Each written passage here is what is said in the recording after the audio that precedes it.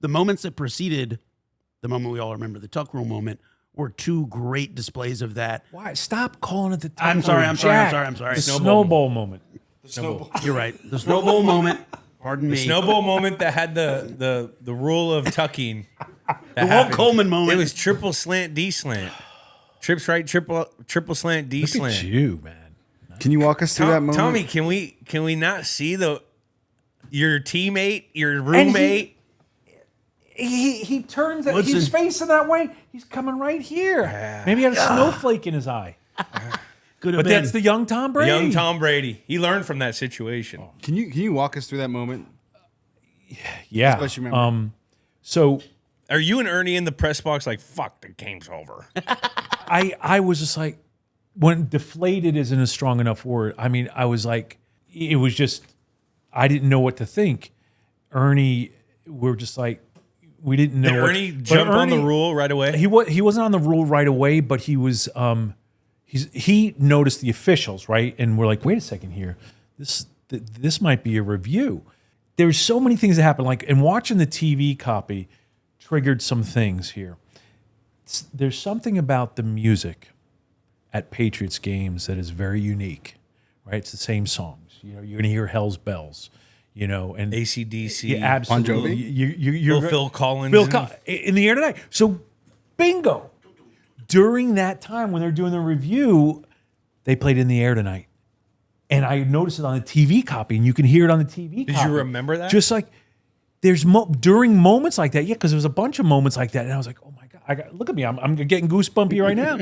And there was also another time when Hell's Bells came on the third down play. I mean, on the third down stop.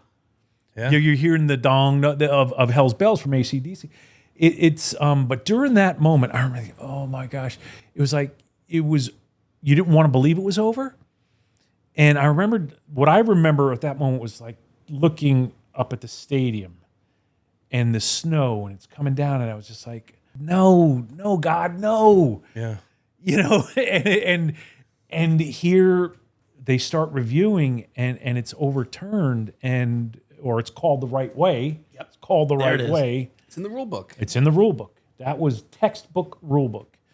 And yeah, we were it went from like this want to throw up in your mouth moment to hopefulness. I had a situation. It wasn't tuck rule, but you remember when we were playing the Chiefs in 18 and we threw the pick on the offsides? I didn't see the flag. So I'm down the field, and it was one of their I don't know who, I forgot who it was, but he's running by me on the Chiefs, and he goes, oh, it's going to be a hell of a lot off season for you guys, because that was game.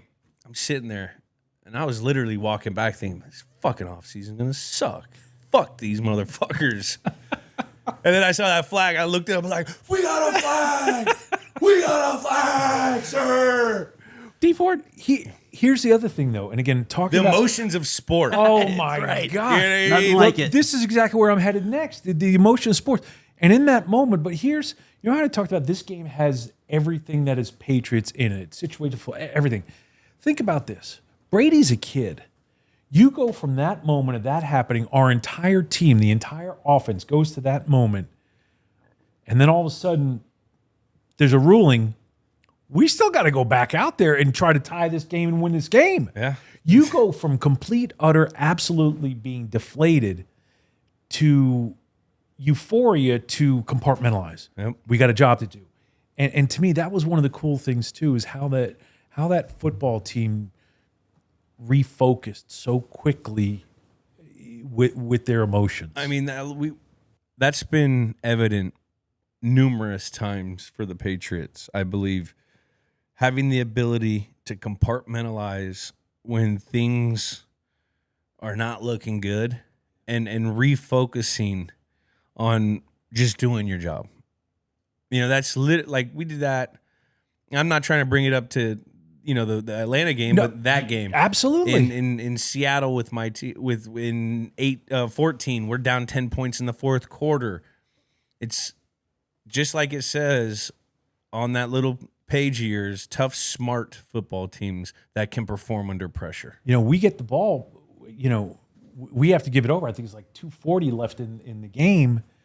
and we got 3 timeouts in the fourth quarter. We got to get the ball back, and we got to score. So what happens is, the defense. Jack, you mentioned the third down, 3rd and 1, because the first run of that first play of that drive, they pick up 7. Yeah. Then they pick up 2. It's 3rd and 1. And again, I know Cox makes a hit because we bring in the goal line defense. Seymour takes out the fullback, John Ritchie, and then Zach Crockett runs into the back of him. We stop him, and then Cox hits him up high. 3 and out, we burn the timeouts. And then on that 3rd down play, we don't burn the timeout. Well, at the end of that play, if you look at the TV copy, there's like 6 guys running to the officials timeout after every single snap. But the officials stopped the clock. So we still got 1 in the pocket, but then as soon as measurement, they do the measurement. And then as soon as that's over, boom, timeout. Gives you so much more time to think on what the situation's next. There was 2:19 left because at that moment we were still going to get the 2-minute for that 4th timeout. It's 3.